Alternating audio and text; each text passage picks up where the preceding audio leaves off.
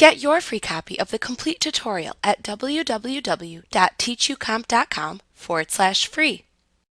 If you overpay your payroll liabilities and taxes, you may receive a refund check which you need to record in QuickBooks to correct your liability balance.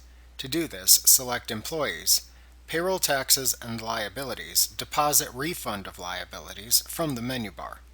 QuickBooks will open the Refund Deposit for Taxes and Liabilities window.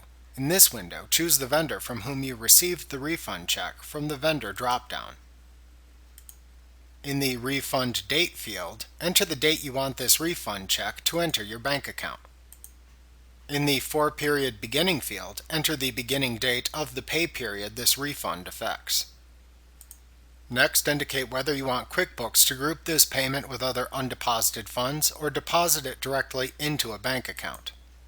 Then, in the Item Name column, choose the payroll liability to adjust.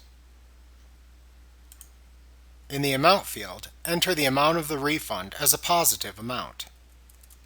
If the refund is for more than one payroll item, enter the additional payroll items and their amounts. Then click the OK button when finished. If you overpay your payroll liabilities, your liability balance is then negative. After you record the refund check, QuickBooks increases the liability for the tax specified, which should then correct the liability balance. Like what you see? Pick up your free copy of the complete tutorial at www.teachucomp.com/free.